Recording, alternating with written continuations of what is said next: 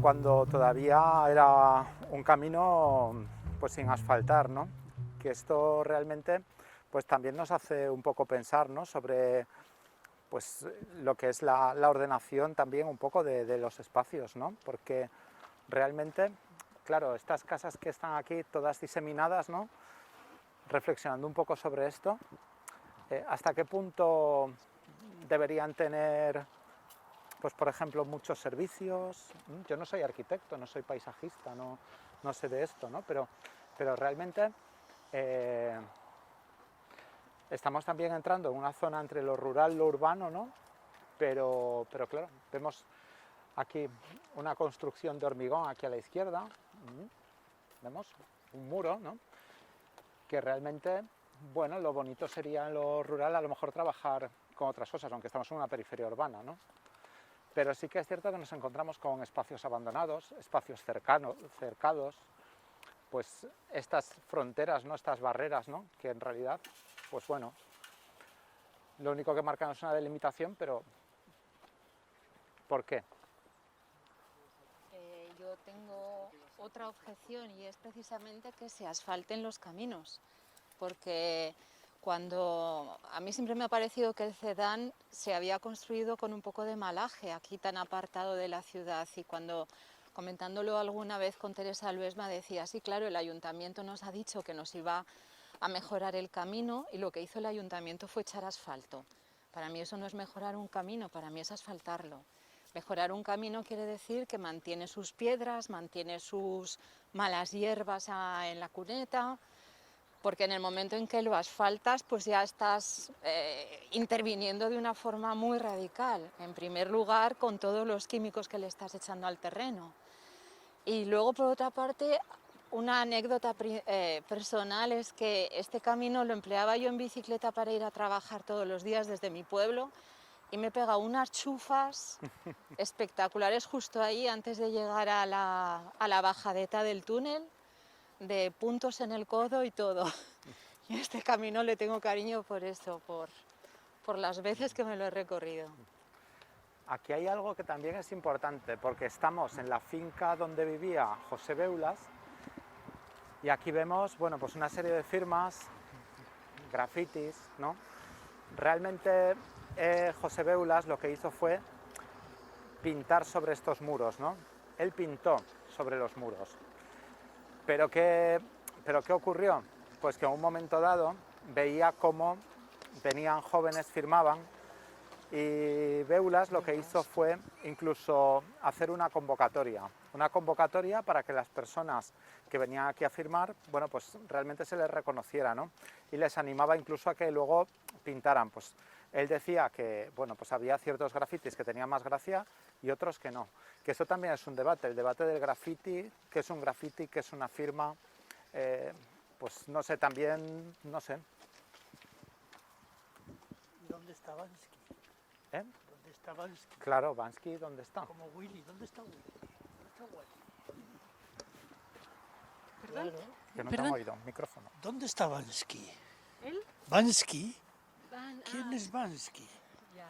Como ¿dónde está? como aquellos cuentos que había que decir, ¿dónde está Wally? Claro, claro. ¿Dónde está Bansky? Pero aquí es importante también eso, que si miramos para todo este lado, pues vemos la Sierra de Guara, ¿no? Estamos viendo, pues lo que decíamos antes, los paisajes rurales, ahora mismo, pues porque escuchamos una autovía y la vemos, ¿no? Que también es una cicatriz que tenemos allí, ¿no? Y que le afecta mucho también al Cedán, el hecho de estar a este lado de la autovía y no estar al otro, eso le afecta un montón, ¿no? Porque también es la percepción geográfica espacial que tenemos.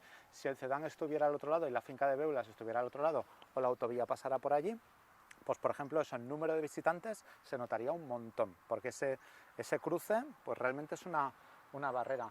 Pero sí que es cierto que cuando se construye todo esto, ¿no? Pues sí que la finca de Beulas está aquí, se construye al lado, pero sí que esto, cuando hablas de arte y naturaleza o de naturaleza, sí que es cierto que personas que no están acostumbradas a este paisaje o que no conocen Huesca se quedan pues encantados de que no esté dentro de la ciudad, sino que esté en la periferia de la ciudad. Bueno, ya como resonancia de mi infancia, como decía la compañera, este era un camino que empleábamos los que estudiábamos en Huesca, que veníamos de Chimillas, de Banastás, al R, era el camino del Alcuerce, que veníamos con la bicicleta, era un camino de tierra, no íbamos por la carretera general. Y a nuestra izquierda, todo lo que dice Roberto, esto era parte del cauce del río Isuela. Habían fincas de agricultura, había ganado alguna vez algún rebaño de ovejas, y ya a partir de aquella margen era todo huertas. Aquí a la derecha, donde está la casa de Beulos, empezaron a surgir casitas bajas, que eran viviendas mixtas. Vivienda para vivir, pero detrás el corral y el huerto para sobrevivir, ¿no? Entonces, cuando yo he dicho esta mañana que hemos pasado de la natura a la antinatura, o del equilibrio al desequilibrio, para mí esta ribera del Isula había un equilibrio dinámico. Después, con la construcción desordenada, se produce un desequilibrio totalmente caótico, en una palabra.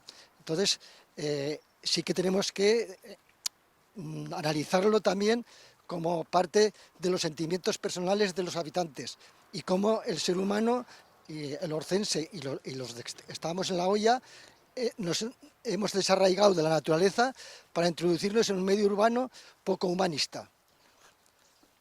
Esas son las sensaciones y percepciones que yo tengo. Sí, es verdad. Aquí a la derecha sí que vemos lo que decíamos antes de la pintura de Beulas detrás.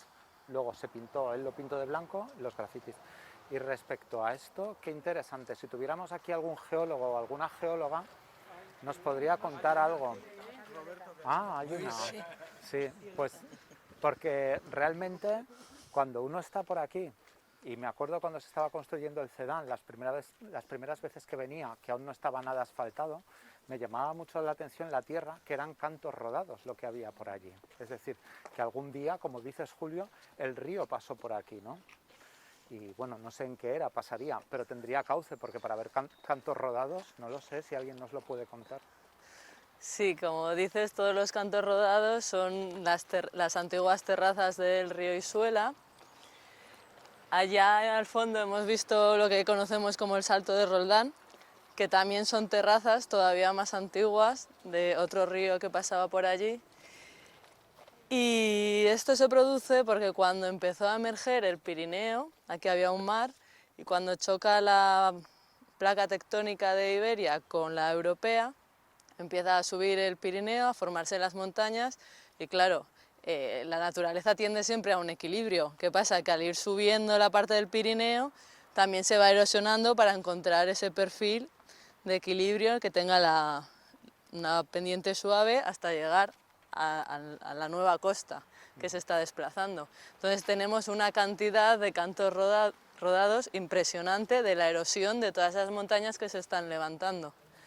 Ahora el Pirineo ya es mucho más estable, los ríos ya han erosionado y siguen su cauce, y los vemos mucho más pequeños y con mucho menos poder erosivo. Por eso nos sorprende que un río sea capaz de formar los Mayos de Riglos o el Salto de Roldán. ¿Cómo es posible, no? Si ahora lo vemos y casi no lleva agua el río Isuela o otros ríos de la zona. Y luego también es importante los pantanos. La cantidad de pantanos que han construido le están quitando esa capacidad erosiva y también de depósito de sedimentos y de agua. Y ahora tenemos unos ríos pues con unos caudales muchísimo más pequeños. Claro, eso explica muy bien por qué había unos cantos rodados. Estamos dentro del túnel que respecto a la percepción espacial es muy importante lo que decíamos antes, ¿no? Y bueno, pues hemos visto lo que es el efecto también túnel, así pequeñito, ¿no? Pero claro, si tuviéramos también aquí alguien que supiera de arquitectura, de paisajismo, de geografía, nos podría contar también un poco, pues qué es un poco la percepción geográfica, la percepción espacial, ¿no? ¿Por qué es importante estas barreras que son artificiales, pero que en realidad condicionan nuestra manera de habitar, ¿no? No sé, algún arquitecto, alguna paisajista, arquitecta. O venga, bueno, yo no sé, aquí arquitectos, hay pero dos. ya voy a hablar yo, va. Bueno, pues sí, pues es una reflexión que en general hago cuando me muevo por el espacio exterior, y es un poco confrontar la cuestión espacio, dimensión, tamaño con escala, ¿no? La dimensión, las distancias es algo fijo, mesurable, pero cuando la ponemos en relación con nosotros aparece el concepto escala, que es mucho más rico, mucho más interesante y que se hace muy patente cuando nos movemos por aquí, ¿no? Vamos pasando como de espacios comprimidos a espacios descomprimidos, de escalas casi que seguramente serían el 1.5000, 10.000, 1.25.000, cuando nos relacionamos con la sierra, ¿no? Con Guara, que puede estar a unos 15-20 kilómetros en línea recta, frente a otros espacios como es este túnel, donde prácticamente hablamos de una escala íntima, de una escala casi pues doméstica, ¿no? Con todo, bueno, es uno de los elementos o de las herramientas que cuando se trabaja en paisajismo pues se cuenta, ¿no? Esta relación, esta dimensión del paisaje, no tanto en cuanto a medidas fijas, ¿no? Sino a la relación con el ser humano, ¿no? La cuestión de lo que yo llamaría la cuestión de escala. No sé, ¿alguien que quiera añadir algo más? Francesc. Bueno, también son conceptos. Tendemos a movernos por la superficie de las cosas, vemos en general las ideas muy superficialmente, pero este túnel se podría considerar un umbral, el paso de una realidad a otra, y movernos por debajo de lo que sería la otra realidad, que es la autovía. O sea, es un túnel gris de hormigón y no tiene nada más, pero igual que se han hecho pinturas al otro lado, se podría hacer un diseño en este túnel que invitara a pasar al otro lado. Sí. Pues aquí también. Me consta que este túnel estaba lleno de grafitis, porque cuando yo pasaba por ahí mi preocupación era que los grafiteros hacían los grafitis sin máscara. Yo les decía, mira los químicos, mira los químicos. Y me consta que estaba todo lleno de grafitis, entonces ha debido de pasar por aquí una inspección y lo ha dejado todo, pero había unos grafitis estupendos. No ha quedado nada. Sí que estaba lleno, yo también me acuerdo, y ahora pasando, lo que me venía a mí en la cabeza es lienzo en blanco, precisamente, ¿no? Es empezar de cero y crear otra vez, ¿no? Y entre estos dos mundos que comentaba Francesc, el mundo más exterior, el mundo más urbano, más interior, bueno, sí, es como cruzar entre dos mundos, ¿no?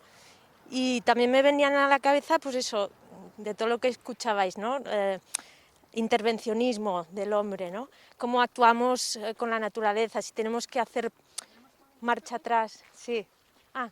Perdón. Pues eso, diferentes palabras, intervencionismo, paisajismo, que es como nosotros interactuamos con nuestro entorno, ¿no? Con nuestro alrededor.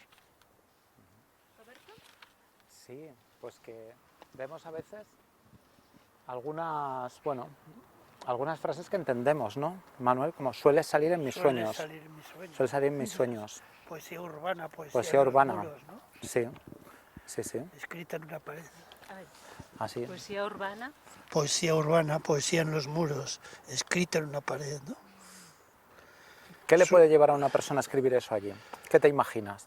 Solo yo sé lo que callo, lo que siento y lo que escucho, fíjate. Fíjate. Eso es poesía, escrita por una mano anónima. Solo sé yo lo que ¿Y lo que callo, escupo lo o que escucho? siento No, veo y bien lo lo que que pone. escupo. Lo que escupo todavía Lo es que más escupo, bestia, ¿no? lo que escupo. Sí, Lo que sí, escupo. claro. Sí. Lo que callo, solo sé yo lo que callo. Lo que siento y lo que escupo. Lo que es cupo. Escupo. Yo recuerdo en Huesca una vez, en una calle, parece que se llama el callejón ese de Mariano Kostki, ahí al lado de... que había un verso, que luego averigué de quién era, que decía, mi poesía es cántico y castigo. Luego descubrí que era un verso de Pablo Neruda, ¿no? Y hablando de poesía, una vez pasó por aquí Tristan Zara, y escribió una pirueta. Ah, pasó por aquí Tristán. Sí, está pasando ahora Tristán.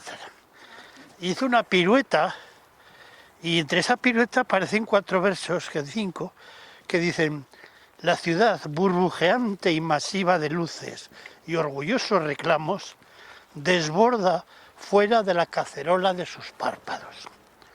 Sus lágrimas fluyen por arroyos de barrios bajos, sobre la llanura estéril hacia la carne y la lava suaves, por montañas peligrosas, apocalípticas tentaciones. Grande este Samuel, se llamaba Samuel Rosenthal y era judío, el judío este. Por eso no lo pueden ver en Francia. Está André Breton por encima de todos.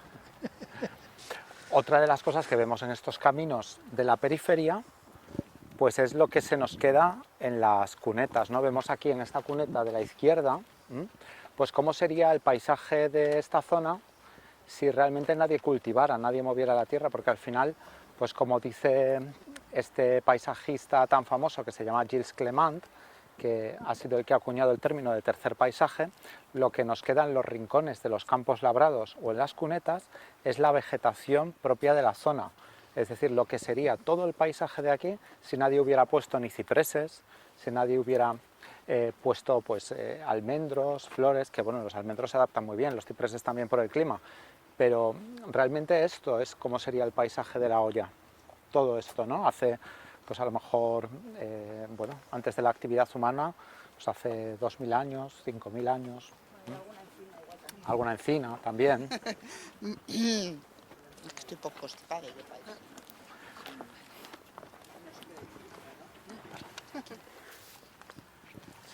También otro tema de arquitectura, ¿no? Pues por ejemplo, vemos aquí un convento, ¿no? Este convento, ¿no? que está aquí, vemos un edificio totalmente gris, ¿no? Y a mí a veces cuando me fijo en estos edificios me llama mucho la atención porque ¿pasarán estos edificios luego a la posteridad? ¿Algún día se derrumbarán porque se considerará que no tengan valor? A mí me llama la atención a veces, pues en algunos lugares me ha pasado que claro, y en Huesca hay algún caso. Yo no sabía, por ejemplo, que esta residencia de mayores que está en el Perpetuo Socorro se basa en una obra de, ahora no me acuerdo del arquitecto finlandés, no era Alvar Aalto, pero realmente se basa en una obra, pues en un sanatorio que está en Finlandia, no lo sabía, ¿no? Tú lo sabes, de Alvar Aalto es, ¿no? Eso, pues pensaba que no, fíjate. Pues eso, que y realmente es un sitio, se inspiró en él, un lugar, no, el que está en el Perpetuo Socorro entre los Pinares, ¿no? Pues el arquitecto, eso, sí, exacto, el arquitecto que lo basó, ¿no? Pues lo basó en todo aquello. Y también enfrente de lo que era el Centro Cultural del Matadero, que yo lo sigo llamando así, un edificio que está racionalista, que está a punto de ser derribado, pues está basado, ¿no? en un arquitecto italiano, creo, bastante importante, y que muchas veces pues, no se le da el valor a las cosas que tiene hasta que desaparecen, ¿no? Entonces a veces llama la atención, pues, igual que se han conservado de otra época conventos, monasterios, ¿no? ¿Se conservará este? ¿No se conservará? ¿El seminario de Huesca, eso lo van a derribar al final o no? Buena pregunta. Eso no lo sé, pero por ejemplo este convento, ¿qué pensáis? ¿Que algún día significará algo de alguna parte de nuestra historia arquitectónica, no? Su aspecto por detrás, desde luego, mucho.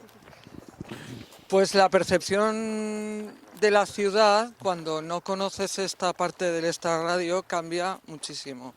No tiene nada que ver y estoy segura que durante la época de salida de confinamiento mucha gente la ha redescubierto porque ha necesitado mucho más de la naturaleza de lo que pensaba y esperaba antes. Y también ver esta parte posterior de una avenida que es absolutamente funcional, te descoloca completamente. Sabes que ahí encima está la autovía, has pasado por un túnel que por cierto está impoluto, cosa que extraña muchísimo, o sea que ahí ha habido una limpieza seguro, aunque lo desconozco. Y sigues, o sea, tú sabes que al otro lado hay una avenida por la que has transitado y aquí están los árboles. Y eso da mucha paz, creo, a la ciudad, a la vida urbana, ¿no? Sí. Totalmente cierto, y esto no lo había pensado. De hecho, hablando de este patrimonio, si se considerará o no, el tema de que tiene valor como para que pase a la posteridad o no, ¿no? Recordemos que a finales del siglo XIX estuvo a punto de desaparecer el claustro de San Pedro, el monasterio. Entonces, claro, en cada momento, digamos que la modernidad significa algo y tenemos que repensar, ¿no?, para esta época que es modernidad y que es progreso, y no caer en los mismos errores que han caído en años anteriores. Entonces, bueno, tener claro qué tiene y qué no tiene valor para no solo el presente, sino para el futuro. Algunas personas que han nacido en pueblos que tienen catedrales importantes o que tienen... Me toca. Realmente se ha hecho mucho daño a este patrimonio histórico, han desaparecido cosas. Bueno, en el interior sabemos que en algunos casos han desaparecido cosas importantes, ¿no?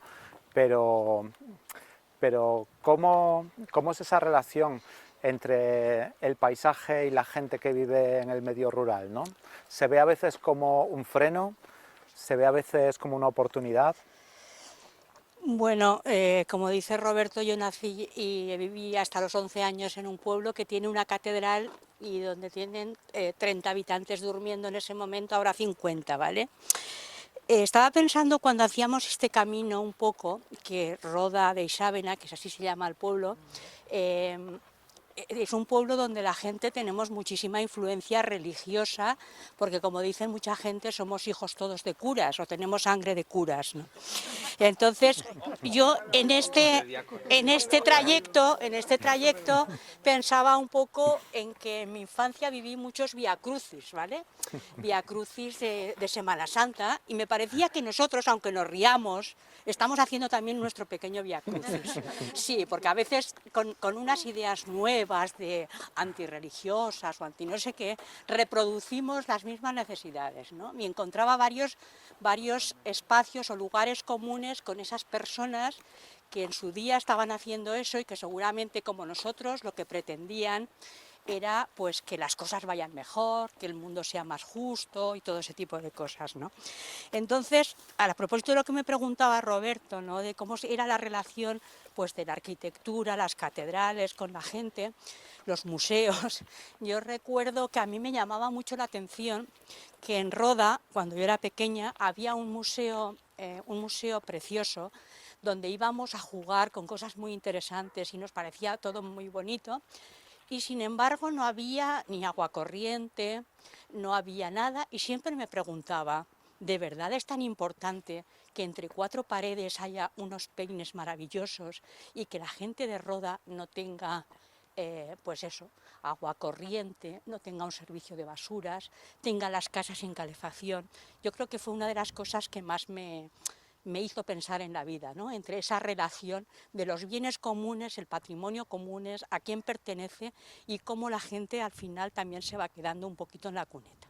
Con todos estos proyectos que estábamos pensando, y a propósito de esta mañana en la que hago un KitKat en un principio de curso que siempre vamos corriendo y tal, y me parece interesante, creo que la gente que trabajamos con la cultura o que tenemos proyectos culturales deberíamos hacer un poco esa reflexión. Cómo hacer para que no se quede nadie en la cuneta y lo que vamos pensando incluya más que también nos aliemos al poder a dejar a la gente más débil fuera, ¿no?, con todo este tipo de cosas que muchas veces pueden ser modas en la que nos alimentamos unas personas y no somos capaces de incluir.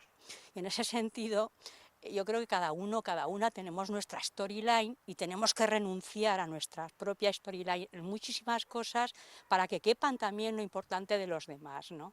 Y creo que esa es la reflexión que deberíamos hacernos todo el mundo cuando hacemos un proyecto. Lo que yo digo, lo que yo pienso, lo que yo creo, no es lo válido. O sea, lo válido es lo que creamos entre todo el mundo, porque si no es muy complicado. Entonces, bueno, seguimos haciendo, si queréis, este Vía Crucis, sí, que yo lo vivo como tal. Pero es un Vía Crucis marcha atrás. Bravo, bravo, bravo, bravo. ¡Guau! ¡Qué Bravo. vergüenza!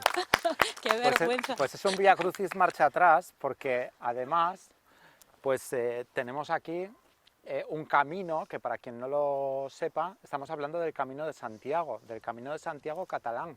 que viene pues obviamente desde Cataluña y que, bueno, pues a veces sí que he visto, que rara vez, pero alguna vez, algún peregrino, ¿no?, que viene haciéndolo, ¿no? Pero sí que es curioso que no es muy conocido, ¿no?, porque realmente el Camino de Santiago, pues todos sabemos el camino francés, etcétera, ¿no? Pero sí que llama la atención de que personas que han pasado por este camino han acabado en Santiago, ¿no? Y esto también, como decía ahora Angelita, ¿no?, es una manera de, pues eso, de reflexionar sobre el trayecto, ¿no? El trayecto, que el Camino de Santiago es al fin y al cabo un espacio de solidaridad donde nadie se queda atrás, ¿no?, y se comparte, ¿no?, más allá de lo que significa, ¿no? Entonces, no sé, es una reflexión también, ¿no? Y bueno, pues hablando de patrimonio también hay que tener en cuenta las relaciones espaciales, ¿no? Tenemos ahí la ciudad de Huesca, tenemos el Cedán en la periferia, es como estos pueblos, ¿no?, que tienen, por ejemplo, un castillo muy importante, ¿no?, y que ese castillo pues está en la distancia, ¿no?, de lo que es el núcleo. ¿Cuál es esa relación entre el turismo, ¿no?, que el Camino de Santiago también tiene mucho de turístico, entre el turismo y la gente que habita los lugares, que se veía en Roda, ¿no? Pero en esos lugares que tienen castillos románicos tan impresionantes, ¿qué ocurre? Si hubiera aquí alguna persona que nos pudiera hablar de ello.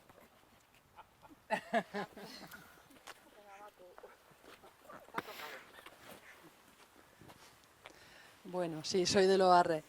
Y resulta que es bien curiosa toda la reflexión, porque el castillo de Loarre, ¿de quién es? Y cómo se gestiona, y crea muchas dudas. Yo creo que hemos llegado a tener alcaldes que lo hubieran vendido a piedras, pero no lo vendieron. Pero claro, ¿de quién es la gestión, la propiedad y el uso, ¿no? Entonces, bueno, hay mucho... Yo prefiero ser de Loarre que del castillo. Entonces, es una cuestión, no, es una cuestión porque tengo otra, bueno, ahora ya me vas. Tengo una cuestión muy curiosa porque mi madre es de Ansó. Entonces, mi madre de Ansó y mi padre de Loarre, paz con un cartel publicitario de Aragón. Entonces, claro, el valor que para mí tiene ser de Loarre o de Ansó es muy diferente a lo que sale en la publicidad, ¿no? Entonces me crea mucho conflicto. Y lo que hablábamos antes del desarrollo, cómo queremos cada uno que sea nuestro sitio y cómo queremos cada uno que sea nuestro pueblo y nuestro entorno. Entonces creo que era, no, ya no está, se planteaba la del oxímoron de que no puede ser desarrollo sostenible, pero entonces ¿qué queremos de cada sitio donde estamos viviendo? ¿Qué queremos tener? Entonces, habláis mucho de volver otra vez a la vida rural pura y dura, pero los que hemos vivido en pueblo hemos pasado mucho frío. Entonces, ahí lo dejo.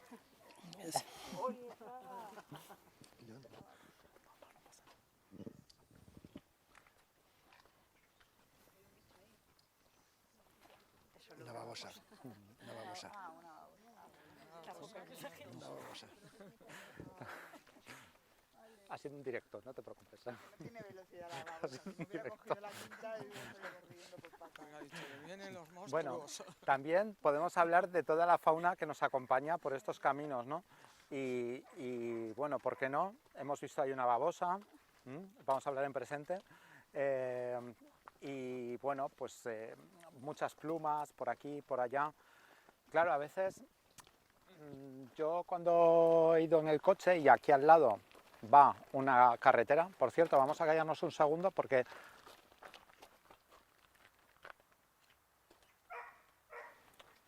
apenas se oye el ruido, ¿no? Como decía antes Carmen, ¿no? Como decía antes Carmen, estamos aquí en un lugar que totalmente diferente a ir por el otro lado, pero sí que es verdad que, claro, esas carreteras, esas autovías, ¿quién no ha visto en una carretera un gato muerto, un perro muerto, un zorro muerto, animales, ¿no? Que nos encontramos por allí? Cuando en realidad eso nos hace también pensar en lo rápido que va la vida, ¿no? Y que el sistema, pues claro, nos ha llevado un poco a correr, a correr, a correr. Aquí, sin embargo, estamos caminando tranquilos por un camino, ¿no? A excepción de que haya algún pisotón que se pueda bueno, pues eso, pisar algún animalito así pequeño, insectos, etcétera, pues aquí la convivencia, ¿no?, es fundamental, ¿no? Si hubiera aquí educadores ambientales o hubiera alguien que supiera mucho de juventud porque está trabajando con jóvenes, a lo mejor nos podría hablar de las nuevas, vamos a decirlo así, las personas, ¿no?, que tienen estas edades, adolescentes o jóvenes, si realmente tienen esa relación con la naturaleza y con el paisaje, ¿no? ¿Cómo perciben que es una generación fundamental? Bueno, desde la comarca sí que se pretende trabajar con los jóvenes del mundo rural, ¿no? Un poco crear también redes de jóvenes que viven en el mundo rural, que se vinculen con su entorno, que lo conozcan y que se conozcan también entre ellos. Además, dentro de la juventud se participa también en un proyecto que me parece muy interesante, que es Jóvenes Dinamizadores Rurales, ¿no?, que lo que pretende es pues eso, crear redes de jóvenes que viven en el medio rural y que apuestan por ello, ¿no?, y que quieren quedarse en sus pueblos, y pues apoyar este tipo de iniciativas para pues eso, pues que los pueblos sigan vivos, me parece muy importante. Eso está muy bien. También es verdad que esto que decíamos de la importancia de estar en consonancia con la naturaleza, de la velocidad y todo esto, también nos lleva a pensar un poco en lo prefabricado, ¿no? Que claro, todo lo que es la construcción nuevamente vuelve a salir, la construcción de lo que va rápido, ¿no?, pues la necesidad de que las medidas sean estándar, ¿no? Y claro, vemos aquí pues lo que son unos muros, unos muretes así prefabricados, ¿no? Y esto me hace pensar en esa recuperación que se está produciendo ahora de muchos muretes de piedra seca, ¿no? Entonces yo no sé si aquí habría algunas personas que han trabajado con muretes en piedra seca o que tienen algún proyecto relacionado con piedra seca, pero a lo mejor nos podrían aportar algo sobre qué significa esa recuperación de los muros, ¿no?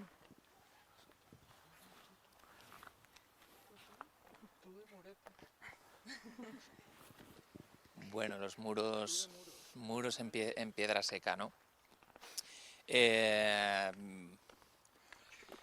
Bueno, quizá esto no sea la muestra más clara de lo que es un muro en piedra seca, ¿no? No, por eso lo digo. Sí, lo prefabricado que nos lleva a hacer cosas estándar. Sí, bueno, no es malo, no pasa nada, no está mal. O sea, ¿tendría que haber aquí un muro en piedra seca? No, seguramente no.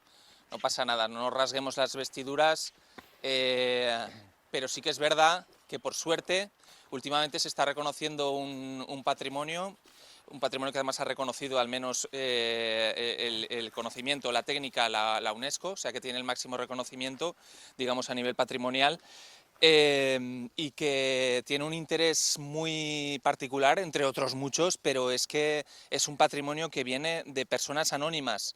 Es un patrimonio que ha movido más piedra simplemente en la cuenca mediterránea que todas las pirámides, ¿no?, de Egipto, y es algo que hicieron nuestros antepasados, aunque no conozcamos sus nombres, y que las comparaciones son odiosas, pero que puede estar a la altura de cualquier otro elemento pues con nombre y apellidos, ¿no?, y reconocido pues por los círculos artísticos o de historia, ¿no? Es un patrimonio que vale la pena conservar y bueno, ahí estamos. Roberto supongo que quería hablar de muretes de arte, que eso yo creo que Carmen podrá explicar un poco más específicamente en qué consiste, porque hay caminos, hay muros, pues un poco como aquí, ¿no?, aunque no sean muros de piedra seca, camino hay. Pues es significativo que un elemento que está perfectamente integrado en el paisaje quede olvidado, que se derrumbe como signo de despoblación o de falta de utilidad, porque en muchos casos está ligado a la protección de los cultivos de los rebaños que transitaban por ahí. Entonces, ¿cómo relanzas culturalmente los muros de piedra seca? Pues en el caso de muretes de arte, integrando o poniendo a sus pies obras de arte contemporáneo, pero sobre todo tejiendo con las personas de cada lugar una vida nueva, o sea, relanzar. Ahora salimos bueno, estamos ahí en pleno lío, pero salimos de uno que hemos visto que ha hecho crecer la autoestima 100.000 enteros de la población, que ya la tenía bastante bien de todos modos, te das cuenta del efecto social que produce y eso es lo importante, ¿no? Y que ponga ese lugar en el que está luchando la gente como poco en el paisaje de los medios de comunicación. Pero también te das cuenta que vivir en el medio rural de verdad es una apuesta dura, al hilo de lo que hablaba tú, que no me acuerdo cómo te llamas, Macu. Es que comerse una carreterita donde no se pueden cruzar dos coches cada vez que te tienes que desplazar es muy poético y muy bucólico, pero no te puedes olvidar del pan, por ejemplo, porque el panadero igual pasa como que no. Y así, exacto, sí, es muy bucólico y poético, pero resulta que el mundo funciona y gracias de tener la luz, o otros pueblos en los que se dejaron el cable ahí porque como lo iban a hundir con un pantano, pues y ese cable se ha quedado ahí colgado y no llega, y cada 3x2 apagones. Y esto es la realidad de 2021, y es la realidad de cada pueblo.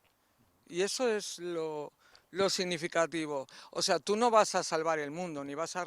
Pero claro, tienes una función social de resituar, de unir fuerzas. O, por ejemplo, antes he salido despavorida cuando hablábamos de los molinos. He salido despavorida porque me enteré anteayer del movimiento contra las granjas solares masivas que van en contra del desarrollo sostenible en el medio rural, que son un negocio como las grandes hidroeléctricas. O sea, es que entonces o unimos fuerzas y por eso, si tú vas a un lugar donde eso está sucediendo, te tienes que unir por fuerza a esa lucha social. Si no, no tiene sentido hacer muros de arte integrados en el paisaje. Tiene que ser mucho más. Hay que imbricar y hay que respetar. Yo, por ejemplo, lo estaba contando el otro día, me voy a grabar a un señor. Y de repente digo, Carmen, vamos a dejar de lado el arte sonoro, ya lo harás, ahora vamos a testimoniar. Testimonio etnológico. Aquí no cabe, porque no... Ese señor espera otra cosa y yo tengo que respetarle a él. Por encima de mí, como decía Angelita, por encima de mis deseos artísticos. Hay que encajar cada cosa en el entorno, en el lugar. Tú quieres formar parte de ese tejido, pero tú eres del equipo visitante sí o sí, y tienes que respetar. Bueno, ahí os he echado un mitin tremendo. Pero eso es importante, hablar de la funcionalidad o de la belleza, porque por ejemplo aquí donde estamos vemos a la derecha un seto, mira, precisamente sale ahí el dueño de la finca, ¿no? Pero no le vamos a entrevistar, eso. Igual se ofende, Sí, le grabamos. sí. Entonces, vemos aquí el seto de esta finca que, claro, tiene un carácter ornamental porque lo está podando, ¿no? Y probablemente sea la pasión de esta persona el conservar esta belleza. Pero aquí a la izquierda, al otro lado, vemos lo que fue un seto que probablemente también pues, tuviera ese carácter ornamental, que sería en un momento dado la pasión de una persona que igual ya está fallecida, y en el momento en que fallece, los herederos, ¿no? La gente que hereda esta finca es probable que no quieran cargar con... Sí, es lo mismo, es ciprés también. No hayan querido cargar con ese hecho ornamental. Y bueno, y aquí también nos lleva a la reflexión del lugar donde vivimos, ¿no? De la geografía, la climatología, que nos lleva a esas empalizadas, ¿no? Que a veces son de cipreses, a veces son setos que se han abandonado, que han crecido, pero otras veces es una conciencia también, pues de intentar que no pasen las semillas de un, pues eso, de un lado a otro, ¿no? Que hacen esa componente de barrera, ¿no? Bueno, y hablando de barreras y hablando de fronteras, ¿no? Pues no sé si por aquí tenemos a alguien que viva la naturaleza de otra forma porque venga de otro lugar, ¿no? De Europa, que en un momento dado, bueno, pues igual las naturalezas son diferentes, ¿no? Entonces, Violeta, por ejemplo, tú, ¿cómo ves la naturaleza del lugar donde naciste respecto a esta naturaleza del lugar en el que vives? Es decir, ¿qué percibes de estos entornos? Estamos aquí en el Camino de la Cruz del Palmo, caminando entre el Cedán y Huesca, y bueno, tú vienes de otra parte de Europa. Sí, yo he venido de Colombia y Bueno, en principio me tenía que acostumbrar a las vistas de aquí, porque son totalmente diferentes. Polonia muy verde, con muchos bosques, con muchos pueblos pequeños, perdidos dentro de esos bosques. Y aquí el bosque no, pues casi que no, el bosque poco. Y me tenía que aprender a vivir de nuevo, aprender a acostumbrarme a nuevo entorno y a aprender a quererlo. Y creo que me ha salido bastante bien. Ya vivo aquí 20 años casi. Y creo que sí, que me ha ido bastante bien. Es que eso es importante, no es a lo mejor tu caso, ¿no? Pero a veces sí que nos podemos preguntar, pues todas estas personas que están trabajando, por ejemplo, en las comarcas pues de cerca de Fraga, de cerca de Lérida, ¿no? Que vienen a lo mejor de naturalezas totalmente distintas, del norte de África, de Senegal, etcétera, y que de repente están en campos de perales, de manzanos, de melocotoneros. ¿Qué relación tienen ellos con la naturaleza? Una relación donde lo social prima mucho, porque están totalmente descontextualizados, no solo de su paisaje, sino de lo que han sido, ¿no? ¿Qué relación pueden tener con la naturaleza? ¿Depende esa relación con la naturaleza del estado en que nos encontramos también? Por supuesto que sí, las vivencias que tenemos en la infancia nos marcan para toda la vida y dependiendo de dónde crecemos, pues la relación que tenemos de adultos con nuestro entorno pues puede ser de una manera o de otra. No es lo mismo haber crecido en países del sur, en un entorno urbano, en un entorno natural, a cómo vivamos después nuestra edad adulta. Entonces, claro, una persona que viene de un país del sur lo va a tener más difícil para integrarse pues en un nuevo país completamente diferente, con un medio diferente, con una sociedad diferente. Pero lo mismo nos puede pasar pues, con las personas que han estado viviendo en un medio rural que se van a vivir a la ciudad, o al revés, una persona que ha pasado su juventud en un medio urbano y luego quiere vivir en un medio rural. Pero la relación con la naturaleza, con el medio ambiente, es decir, pues por ejemplo, estas personas que están en el norte de África, ¿no? y que tienen a lo mejor una relación, pues digamos, pues con un tipo de plantas, de árboles que existen en esa zona, y esa relación, por ejemplo, no les lleva a una relación laboral, ¿no? Pero sin embargo, estas personas que vienen aquí y están cogiendo fruta, ¿no?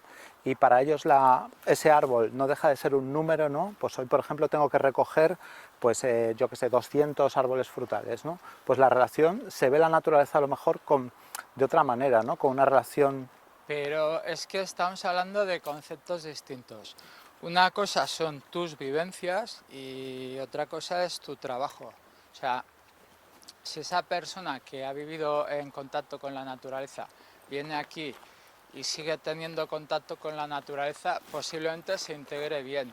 Ahora, si su relación con la naturaleza va a ser recoger kilos de fruta, eso no es relación con la naturaleza, eso es producción, no tiene nada que ver. Entonces, hablamos de conceptos distintos. Se ve la naturaleza, se ve el árbol como un número, como algo totalmente, pues como bueno... si vas a trabajar a una granja de 2000 cerdas. Exactamente. Estás trabajando con seres vivos, pero que no dejan de ser máquinas de producir. Pues esto sí que es importante, esas relaciones, ¿no? Con también... Pues ¿qué pasa, no? Hay otro tema también que no sé si os llama la atención, pero a mí me llama mucho. A medida que nos vayamos a ir acercando a la ciudad, hasta ahora ha habido, en líneas generales, un respeto bastante bueno por lo que es el entorno. No se ven muchos papeles en el suelo, a veces pues se ve algo, ¿no? Pero sí que es cierto que a medida que nos vamos a ir acercando, cada vez el concepto basura va a aparecer. Y eso nos vamos a ir fijando. Yo ya voy viendo, ¿no? Pues a veces algún chicle, vemos, pues también antes he visto un botellín de cerveza, Entonces, bueno, pues no sé, esto sí también nos lleva aparejado una reflexión, ¿no? De lo rural a lo urbano, ¿no? ¿Alguien quiere intervenir sobre esto? Ahora vamos a entrar otra vez en una zona, pues eso, ya más urbana, y como estamos viendo, pues eso, aparte del tema de la basura, vemos también algo que nos habla de recursos naturales. Vamos a pasar ahora pues por unos postes de color amarillo que están allí, que creo, si no me equivoco, que alguien me corrija, que tienen que ver, bueno, pues con el gas, ¿no? ¿Sí, no? Exacto. Vemos también otro poste, ¿no? Que, bueno, nos habla de la energía, y que esto también llama la atención de cómo estos recursos, ¿no?, que salen de lo rural acaban pues llegando aquí. Esta línea de alta tensión, las líneas de alta tensión que vemos, pues vendrán muchas de ellas pues de saltos de agua del Pirineo, ¿no?, que termina aquí a la derecha en esta estación eléctrica o subestación, ¿no?, y que al final pues no deja de ser una transformación de lo rural que acaba en la mayoría de los casos, porque la gente vive allí en su mayoría, pues bueno, acaba transformando recursos naturales, ¿no?, en lo que tenemos, ¿no? Vamos a avanzar, pero que ahora hablas, Julio, pero esperad un momento, léenos un poema, así muy rápidamente, sobre la bifurcación. Bifurcación. No quiero abandonarte. Mi sonrisa está arraigada en tu cuerpo y como el beso del agua en la boca, como el beso del alga en la roca. Dentro de mi edad llevo un niño alegre y ruidoso. Solo tú sabes hacerle salir de la concha como el caracol, con voces delicadas. Existen entre la hierba frescas manos de flores que se estiran hacia ti. Y solo tu voz es delicada, como tu mano delicada, como el anochecer intacto, como el descanso. Muy bonita, bravo, un aplauso.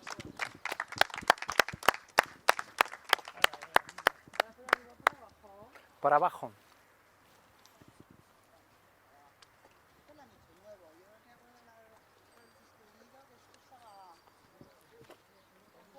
Cuidado, cuidado, Manuel, cuidado.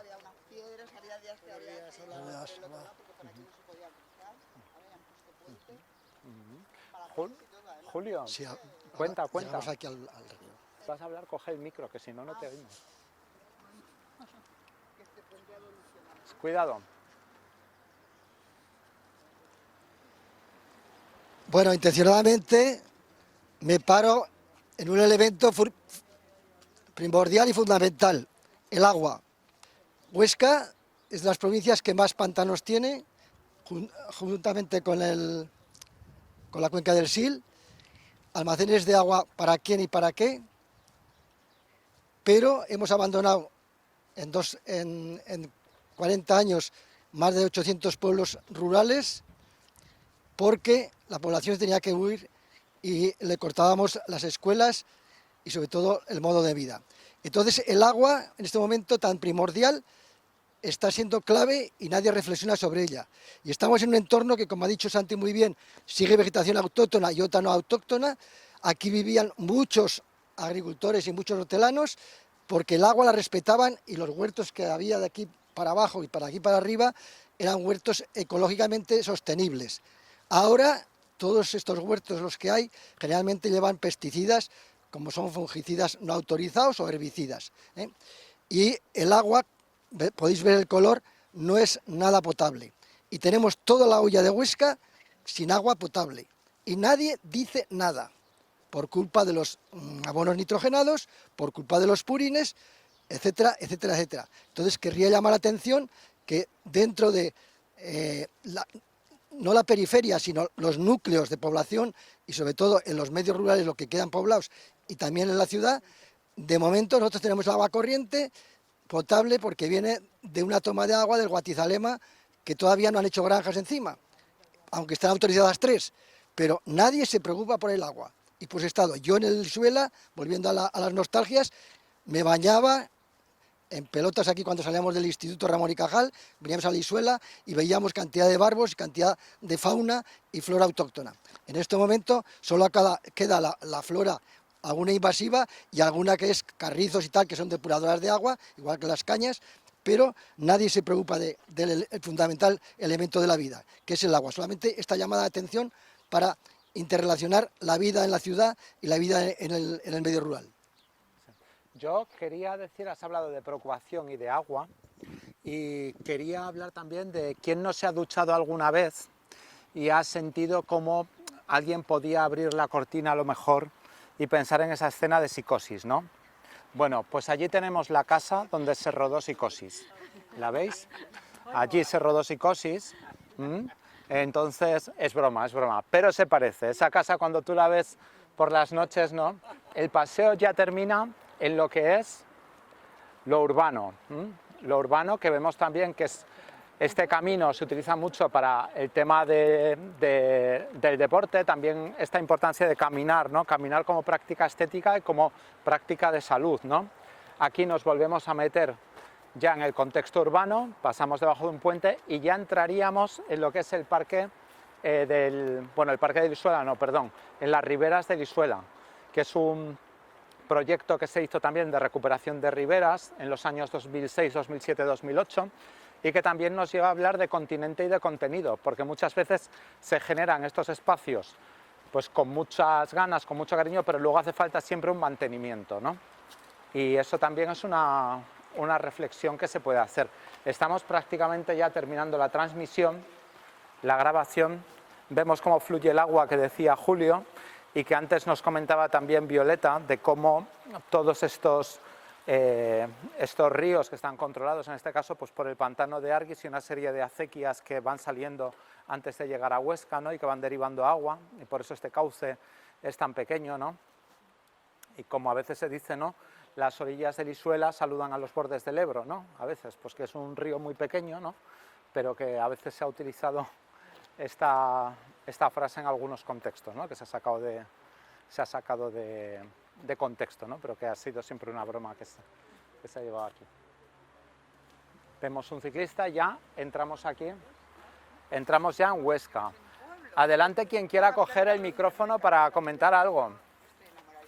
Santi, Beth, adelante, porque estamos generando un documento sobre lo que es la periferia de Huesca, este camino en el año 2021, un testimonio para futuras generaciones que quedará también colgado. Sí, pues caminos como este sirven de corredor ecológico entre la fauna y especies vegetales de la ciudad, en este caso Huesca, y su entorno rural. A través de estos caminos se pueden desplazar animales, por supuesto, pero también las plantas. Antes se comentaba de las plantas ruderales, esas que nadie aprecia, que son un primer paso en la evolución de comunidades vegetales y bueno, pues que son importantes como las que más, que son aprovechadas como refugio por fauna y bueno, pues eso, que tomemos conciencia de la importancia de estos caminos. Y que ahora podríamos estar en el sudeste asiático, ¿no? Porque vemos esto aquí con tanto, parece ahí el bambú, ¿no? Esa exuberancia, como decías antes, de las plantas invasoras, ¿no? También. Bueno, yo prefiero decir invasor, pero bueno, no, igual que eso. las malas hierbas, ¿no? Las arbenses. Es verdad. Sí. También me gustaría reflexionar un poquito sobre el mobiliario urbano, sobre la urbanización de estos espacios, ¿no? Bueno, yo creo que vivimos un momento malo para el procomún, ¿no? Para el espacio público, para lo que es de todos. Qué diferente es nuestro baremo a la hora de exigir calidad para las cosas que son nuestras, me refiero individualmente nuestras, ¿no? Las exigencias que tenemos de calidad para un coche, por ejemplo, o en nuestra propia casa, cómo nos cuidamos de que un mantel tenga un color que combine con las cortinas, y lo poco exigentes que somos con el espacio público en general. lo poco críticos, lo poco que lo cuidamos. Me pregunto si cualquier intervención por el hecho de simplemente de llevarse a cabo es buena, o si tenemos que ser un poquito más exigentes, ¿no? Bueno, ahí lo dejo.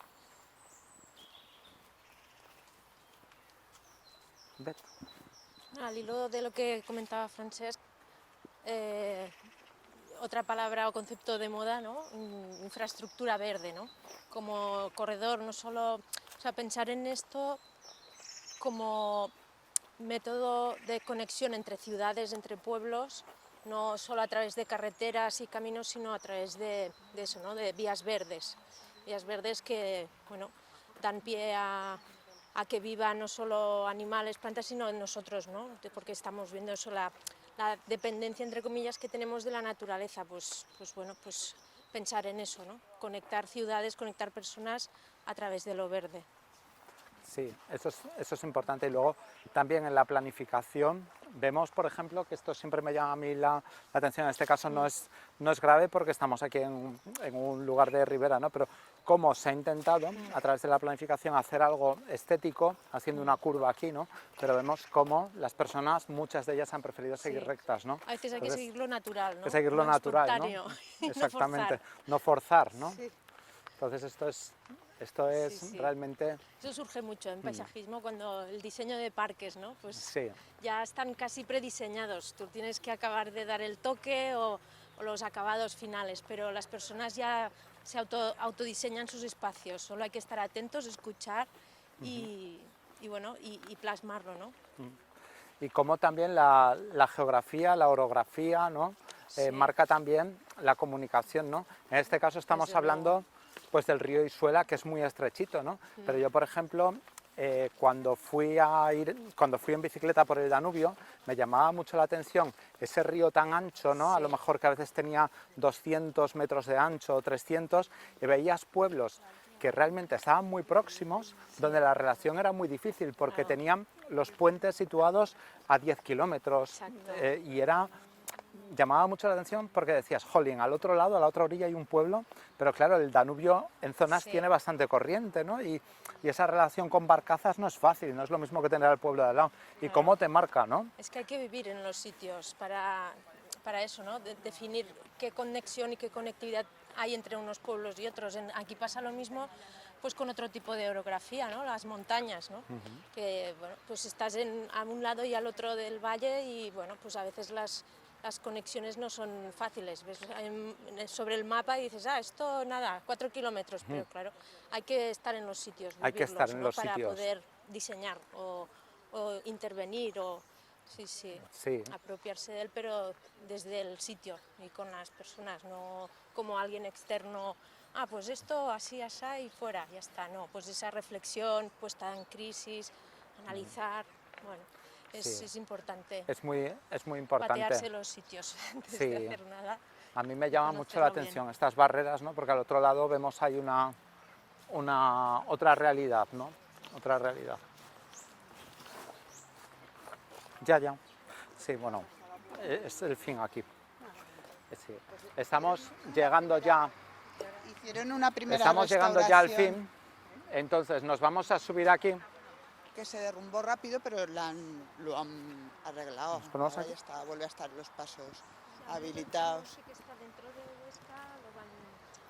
Entonces, hemos terminado ya el paseo. Estas vallas al lado del río, en cuanto hay subida de agua, que suele ser una vez al año así, como son tan enclenques... ¡Ay, gracias!